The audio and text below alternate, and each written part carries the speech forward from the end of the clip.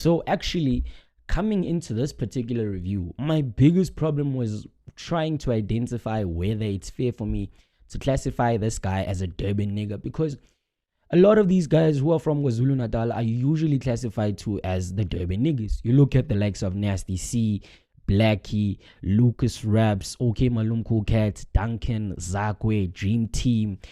All of these guys are classified to as Durban niggas. And I think we can also agree that Durban is not a small portion. It's a portion of what KwaZulu Natal is, because there's places like Epongola, Newcastle, Pinetown. There's just a lot of places out there. Bigville. It's just a lot of places out there, So yeah, but again, for the sake of this review, we will classify Tony Dayimane as a Durban nigga. And Tony Dayimane is out with his fresh EP called the Big Boy EP, which has, I think, 8 tracks, and it features the likes of Usimamane, Lungile Hlongwane, Okmalumkoolkat, just to name a few. And I first came across Tony Dayimane's music, or Tony Dayimane rather, on Twitter, where he had some freestyle going on out there, and he was wearing some school tracksuit, and that freestyle was so heat, man. The whole country was just behind him, and some people came up publicly to say that this guy has some elements of Okmalumkoolkat. And the project obviously comes after the release of songs like iFilimu, which features Usimamane and Big Boy, which are also a part of this project. He talks all things teachers said I wouldn't be shit on Big Boy, which is obviously the opener of this particular project. There is a voice sample in the song where someone is literally begging him to just drop more music. Just like that video of someone saying, "Where's the album? Drop the album, bro." Yes, so that person is literally begging him to just drop more music, because I think at the time, the only music that was available on DSPs by Tony Dayimane were obviously iFilimu, Presa, and Zulu Girl.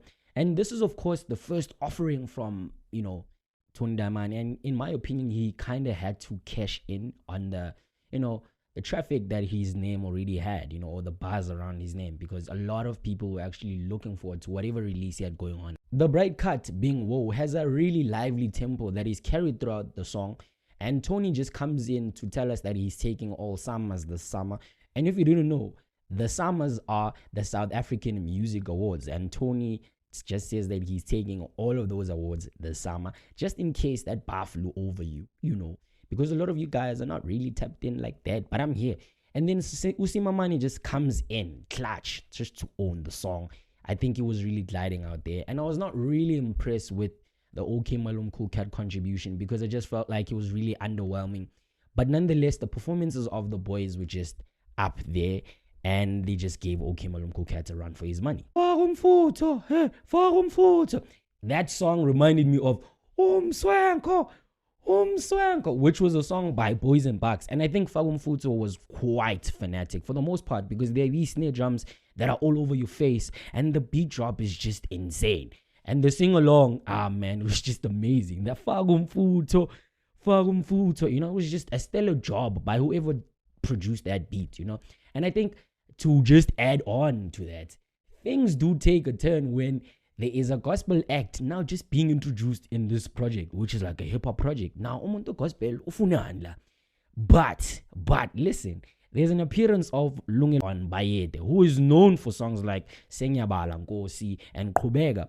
And I think this just played out as a moment of both worlds coming together, and it sounded really good, because Tony here is actually having a conversation with God, and he mentions all things that he has to carry and the people that he has to marry. iFilimu is the snack, crackle, and pop of this project. It's the best song on this project, and that verse by Tony Dayimane was just jaw-dropping, and he had his A game out there. While the song Ride or Die was just dedicated to this girl that he really loves, and he mentions that a lot of people are not happy with the fact that they are together. This was just a mature cut. He sounded really mature in that one, and he gave perspective on his life events. And also, more to this, the song Zulu Girl was just a feeler. Along with this, 10K kind of broadens the palette a bit, because he comes in with this Kwaito-like texture, and despite not being buzzed out by the Mosh Pit Cindy contribution, Tony just paints this picture of how he spent money at the club. And he simply places the listener at the center of the events that were happening, and it feels like he was telling the story in real time. And I think the story being told here is just well coordinated. Banger instruments across the whole project. It's layered with so many cuts that are so engaging, and it's really listenable yet brief at the very same time. Just 8 tracks and then out.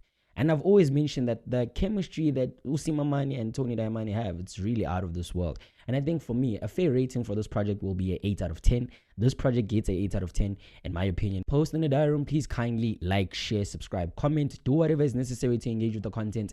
And please also check out the other reviews next to me. And if you didn't like this review, please subscribe. I'll definitely make another review that you will like. And I mean, shout out to everybody who's been supporting me. So yeah, peace and bless. God bless. Post in the diary room.